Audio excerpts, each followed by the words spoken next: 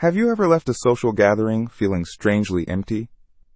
Not energized or connected, but depleted, as if you've just stepped off a stage after a long and demanding performance. Have you ever caught yourself in the middle of a conversation, nodding along, smiling, saying all the right things, while a silent voice inside you screams that you believe none of it? Perhaps you've noticed a strange paradox. The more you try to fit in, to be agreeable, to become a seamless part of the group, the less you feel like yourself. It's a quiet, creeping sense of dilution, as if your own sharp, clear thoughts are being dissolved in a warm, murky bath of collective opinion. You go to the party to feel less alone, but you leave feeling like a stranger to the one person you can never escape, yourself. What if this feeling isn't an accident? What if it's a warning, a signal from the deepest part of your psyche that in the quest for social acceptance, you are sacrificing something far more valuable, your own intelligence? We are taught from birth that to be sociable is a virtue, that to be liked is a primary goal of life. But what if that's a lie? Or worse, what if it's a trap, designed to keep you predictable, manageable, and weak? Machiavelli, one of history's most feared and misunderstood political thinkers, wrote that he who seeks to deceive will always find someone who will allow himself to be deceived. Now, what if the greatest deception of all is the one we play on ourselves, the one where we trade our clarity for company, our insight for inclusion? This isn't about becoming a hermit or hating people. This is about understanding a brutal truth. The more indiscriminately sociable you are, the more you surrender your capacity for independent thought. You are not becoming more connected. You are becoming more common. And in a world of noise, distraction, and manipulation, becoming common is the most dangerous thing you can be. Prepare yourself, because we are about to explore why the path to true intelligence is often a lonely one, and why Machiavelli's ruthless wisdom is more essential for your survival today than ever before. We live under the tyranny of the likable. From the classroom to the boardroom, we are encouraged to be team players, to build consensus, to get along with others. We are told that our network is our net worth, that social skills are the key to success. But we never stop to ask what is being lost in this relentless pursuit of affability. What is the price of being universally liked? The price is your edge. It's your ability to see things as they are, not as the group wants them to be. It's your courage to hold an unpopular opinion, to question the consensus, to be the lone voice of reason in a chorus of comforting nonsense. Every time you bite your tongue to avoid conflict, every time you offer a hollow compliment to curry favor, every time you laugh at a joke you don't find funny to signal that you belong, you are performing a tiny act of intellectual suicide. You are blunting the sharp instrument of your own mind. Machiavelli, writing from a world of cutthroat politics, conspiracies, and betrayals, understood this perfectly. He wasn't a philosopher in an ivory tower. He was a pragmatist who studied power in its rawest form. He saw that human beings in groups are not rational creatures. They are driven by emotion, by fear, by vanity, and by a desperate, insatiable need for belonging. He wrote in The Prince, "Men are so simple and so ready to obey present necessities that one who deceives will always find those who allow themselves to be deceived." He recognized that the group does not reward truth. It rewards conformity. The group does not admire intellectual courage. It fears it. The person who tells the group what it wants to hear will be celebrated. The person who tells the group what it needs to hear will be crucified. This dynamic hasn't changed in 500 years. If anything, it has become more intense, more pervasive. You are performing for an audience that doesn't want your authentic self. It wants a reflection of its own biases, its own delusions. And the more you give it that reflection, the more you lose sight of your own face. You start to believe the performance. The mask begins to fuse with your skin. You think you are making friends, building connections, creating a safety net. But what you are really doing is building your own prison. A comfortable prison, perhaps, with friendly guards and pleasant company, but a prison nonetheless. A prison where the walls are built from the fear of being disliked, and the bars are forged from the need for validation. When you are constantly immersed in social environments, your mental energy is not directed toward critical thinking or deep analysis. It is directed towards social monitoring. Am I fitting in? Do they like me? What should I say next to maintain this positive atmosphere? Your brain, a finite resource, becomes a social radar, constantly scanning for threats to your acceptance. There is no room left for dangerous ideas, for challenging thoughts, for the kind of ruthless internal honesty that is the bedrock of true intelligence. You become a master of social etiquette and a novice in the art of thinking. Machiavelli would not be impressed. He would see you not as a player in the game of life, but as a pawn, easily moved and readily sacrificed by those who have not made the same mistake. Before we explore how to escape this trap, you must first accept its existence. You must be willing to see your social life, not just as a source of joy and comfort, but as a potential battlefield for your own mind. Let's be clear about who Machiavelli was. He has been branded as a teacher of evil, a cynic who believed that the ends always justify the means. But this is a caricature. Machiavelli was a political realist. His great crime was not that he was immoral, but that he was honest. He stripped away the comforting illusions that people tell themselves about the world, and exposed the raw, brutal mechanics of human nature and power. He wrote not about how people should be, but how they are. And at the core of his understanding was the distinction between the individual and the crowd. He saw that a person, alone, might be capable of reason, of foresight, of careful judgment.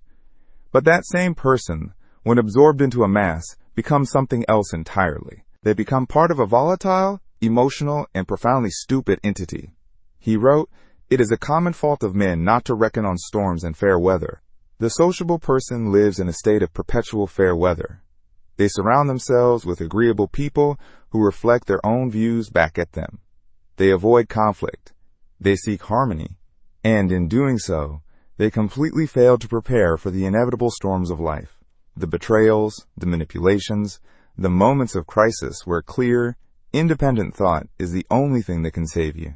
The person who spends all their time being liked is like a sailor who has never learned to navigate in a storm. The moment the waters get choppy, they will be the first to drown." Machiavelli's stupidity is not about a low IQ. It's about a lack of foresight, a blindness to consequence, a willful surrender of one's own judgment to the will of the group. When you are in a crowd, your perception of risk is distorted. Your sense of personal responsibility is diminished. You are no longer acting as a sovereign individual. You are reacting as a fragment of a larger organism. This is why seemingly good people can participate in mob violence, why intelligent people can fall for obvious scams, and why entire nations can be swept up in collective hysteria. The desire to remain in good standing with the group overrides the individual's internal moral and intellectual compass. Think of your own life. How many times have you gone along with a decision you knew was wrong, simply because everyone else was doing it? It could be a small thing, like gossiping about a coworker to fit in, or a larger thing, like staying silent in a meeting when a disastrous plan is proposed. Each time this happens, you are training your brain to ignore its own signals. You are telling your intuition, your reason, your experience to sit down and be quiet. The social part of your brain, the part that craves acceptance, is being strengthened, while the critical, analytical part is being starved. Over time, that inner voice of reason becomes fainter and fainter, until one day you can't hear it at all. All that's left is the echo of the crowd. This is the stupidity Machiavelli warned against. It is not an absence of intelligence. It is the active, voluntary suppression of intelligence for the temporary comfort of belonging. The truly intelligent person, in the Machiavellian sense, is the one who cultivates a certain aloofness, a psychological distance from the crowd, so that they can always hear their own thoughts above the noise. This path is not easy. It is often lonely, but it is the only path that leads to true clarity and power. The modern world has built a psychological laboratory to prove Machiavelli right, and its name is groupthink. Coined by psychologist Irving Janis in the 1970s, groupthink describes the phenomenon where a group of individuals reaches a faulty decision because group pressures lead to a deterioration of mental efficiency, reality testing, and moral judgment. Janis studied catastrophic policy decisions like the Bay of Pigs invasion and the escalation of the Vietnam War, and he found a consistent pattern. The decision-making groups were filled with intelligent, experienced people, but their desire for consensus and unanimity overrode their ability to think critically. Dissent was discouraged. Doubts were suppressed. The group developed an illusion of invulnerability, a belief in its own inherent morality, and a dismissive attitude toward outsiders and contrary evidence. Does this sound familiar? It should. This is the operating system of almost every social circle, every corporate culture, and every online community. The pressure to conform is immense. Your brain is wired for it. When you agree with the group, you get a hit of dopamine, the pleasure chemical. You feel safe, accepted, and validated. When you disagree, your brain reacts as if you are facing a physical threat. The amygdala, the brain's fear center, lights up. You experience social pain, the fear of rejection, which in our evolutionary past was often a death sentence. Your biology is pushing you to be stupid. It is pushing you to choose the comfort of consensus over the discomfort of truth. Now amplify this with the engine of social media. Here, groupthink operates on a global scale, at the speed of light. Social media platforms are not designed to foster intelligent debate. They are designed to maximize engagement. And what engages us most effectively are emotion, outrage, and tribal affiliation. Algorithms create echo chambers, where your biases are constantly reinforced. Dissenting opinions are not just ignored. They are algorithmically hidden from you. You are placed in a digital mob that constantly tells you that you are right, that you are good, and that anyone who disagrees with you is wrong and evil. This is Machiavelli's crowd on steroids. You post an opinion. You are rewarded with likes and shares from your in-group. Your brain floods with dopamine. You feel a sense of belonging and moral superiority. Then, someone from an out-group posts a dissenting comment. You feel a jolt of anger and fear. The tribe rushes to your defense, attacking the dissenter. The platform rewards this conflict with more visibility. You have just participated in a cycle that actively destroys critical thought. You didn't learn anything. You didn't consider a new perspective. You simply reinforced your own position and dehumanized the opposition. You walked away feeling more certain, more righteous, and more stupid than you were before. You have become a loyal soldier in a digital army, and the first casualty of this war is always your own intelligence. Machiavelli would look at this landscape with a grim sense of recognition. He would see billions of people voluntarily plugging themselves into a machine designed to make them more emotional, more predictable, and easier to control. He would tell you to unplug. Not completely, but strategically. He would tell you that your mind is the only fortress you truly possess, and you are letting the enemy build their headquarters inside it. So how do you escape this trap? How do you remain engaged with the world without letting it dull your mind? The Machiavellian answer is not to become a recluse, but to become a strategist in your social interactions. It is to replace the needy pursuit of being liked with the deliberate cultivation of respect. Respect and affection are not the same thing. Affection is given to the court jester. Respect is given to the king. The jester's goal is to please the crowd in the moment. The king's goal is to maintain long-term power and stability, even if it requires making unpopular decisions.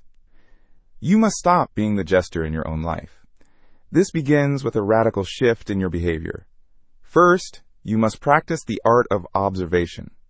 When you enter a social situation, your primary goal should not be to participate, but to understand. Who holds the real power in this group? What are the unspoken rules? What are people's true motivations, hidden beneath their words? Listen more than you speak. A wise person learns more from a fool than a fool learns from a wise person. By remaining silent, you give others the space to reveal themselves. They will fill the silence with their vanities, their fears, their agendas. You, in turn, are gathering information, building a map of the social terrain without giving away your own position. Machiavelli wrote, "The first method for estimating the intelligence of a ruler is to look at the men he has around him." Apply this to yourself. Look at the people you spend the most time with. Do they challenge you, or do they placate you? Do they encourage your growth, or do they require your stagnation? If you are the smartest person in the room, you are in the wrong room. You must actively seek out the company of those who will sharpen your mind, not those who will soothe your ego. This may mean distancing yourself from old friends who are comfortable but complacent. The price of intelligence is often the pain of outgrowing people you once loved. Second, you must cultivate a reputation for composure. The crowd is emotional, reactive, and volatile. You must be the opposite. In moments of crisis or conflict, when everyone else is panicking, you must be the island of calm. This is not about being emotionless. It's about not being controlled by your emotions. When you are insulted, do not lash out. When you are praised, do not become complacent. By mastering your own emotional state, you become unpredictable to others. They cannot manipulate you with praise or provoke you with criticism. Your power comes from the fact that you are operating on a different wavelength. They are playing checkers. You are playing chess. This emotional control gives you the space to think clearly when others cannot. It is in these moments of collective panic that opportunities arise for the clear-headed individual. Finally, you must become comfortable with being misunderstood. When you stop playing the game of being liked, people will react with confusion and hostility. They will call you aloof, arrogant, cold, or strange. They are, in essence, punishing you for refusing to be predictable. They are upset because their remote control no longer works on you. You must be prepared to endure this. You must find your validation internally, from the quiet satisfaction of your own integrity and clear-sightedness, not from the fickle applause of the crowd. Machiavelli knew that a leader, and by extension an individual who seeks to be sovereign, must be willing to be feared as much as loved. The fear he spoke of was not the fear of a tyrant, but the fear born of respect for someone who cannot be easily manipulated, someone who stands for something, someone whose mind is their own. This is the difficult, lonely, and ultimately liberating path out of the prison of sociability. Think about the architecture of your modern life. It is designed to make you sociable and, therefore, stupid. Open-plan offices are created not for productivity, but to enforce a culture of constant, low-level social interaction and surveillance. After-work drinks are not just for fun. They are a loyalty test. Social media platforms are engineered to turn your social anxieties into corporate profits. Every aspect of your environment is pushing you toward the crowd, toward the comforting warmth of conformity. And every step you take in that direction is a step away from your own intellectual sovereignty. The choice you face is stark. You can have comfort, or you can have clarity. You can have popularity, or you can have power. In the Machiavellian worldview, you cannot have both. Choosing clarity means waging a quiet, daily war against your own instincts and your environment. It means choosing the book over the party. It means choosing the difficult conversation over the polite silence. It means choosing to spend an hour in solitude, thinking, when your phone is buzzing with notifications, begging for your attention. It means deliberately exposing yourself to ideas that make you uncomfortable, seeking out the smartest people who disagree with you and trying to understand their perspective. This is the intellectual equivalent of lifting heavy weights. It is difficult, it is painful, but it is the only way to build strength. The sociable person, by contrast, spends their life on a diet of mental junk food, gossip, platitudes, and the endless, empty calories of agreeable chatter. Their mind becomes weak, flabby, and incapable of any heavy lifting. The price of this path is real. You will feel lonely. You will be an outsider. You will watch others bond over shared mediocrity and feel a pang of longing to join them. This is the siren song of the crowd, promising the warmth of belonging if you will only dash your ship on the rocks of their foolishness. You must tie yourself to the mast of your own principles. You must fill your ears with the wisdom of solitude so you cannot hear their tempting calls. But the reward for this lonely voyage is immense. It is freedom. The freedom from needing the approval of others. The freedom from being manipulated by demagogues and marketers. The freedom of seeing the world with piercing clarity. Of understanding the game so you are no longer a piece being played. The power that comes from this is not the power to dominate others, but the power to not be dominated. It is the power to be the author of your own life, not a character in someone else's play. This is the ultimate Machiavellian truth. The world is divided into two types of people: those who allow their thoughts to be shaped by the crowd, and those who shape their own. The former are the sheep. The latter are the shepherds. The sheep find comfort and safety in the flock, unaware that they are being led to the slaughterhouse. The shepherd is alone, often cold, and bears the heavy burden of responsibility. But he is free. He chooses his own path. The more sociable you are, the more you learn the ways of the sheep. You learn to bleat in unison, to follow the one in front of you, to fear the wolf, but to trust the smiling butcher. Machiavelli teaches you to be the shepherd of your own mind. It is a harder path, but it is the only one that leads anywhere worth going. So, as we reach the end of this journey, you are left with a decision. It's not a decision you make once, but one you must make every single day. When you wake up, when you check your phone, when you walk into a room, you will be presented with the choice to conform or to think, to be liked or to be respected, to be sociable or to be intelligent. The world will do everything in its power to push you toward the former. It will offer you comfort, validation, and the illusion of connection. It will promise you that if you just go along, everything will be okay. But now you know the truth. You know what Machiavelli knew 500 years ago. That to go along is to get lost. To merge with the crowd is to surrender your mind. True power, true freedom, and true intelligence lie in the opposite direction. They lie in the courage to stand apart, to think for yourself, to see the world as it is, and to navigate it on your own terms. This is not a call to become a cynical, manipulative monster. It is a call to become a sovereign individual in a world that wants to make you a cog in a machine. It is a call to honor the power of your own consciousness above all else. The path is not easy. It requires discipline, courage, and the willingness to be alone. But the alternative is to live a life that is not truly your own, a life dictated by the whims and passions of others, a life of quiet, comfortable, sociable stupidity. The next time you find yourself about to say something just to be agreeable, stop. The next time you feel the urge to join in on the outrage of the day, pause. Ask yourself, is this my thought, or is it the crowd's? Am I seeking truth, or am I seeking validation? Am I sharpening my mind, or am I dulling it for the sake of being liked?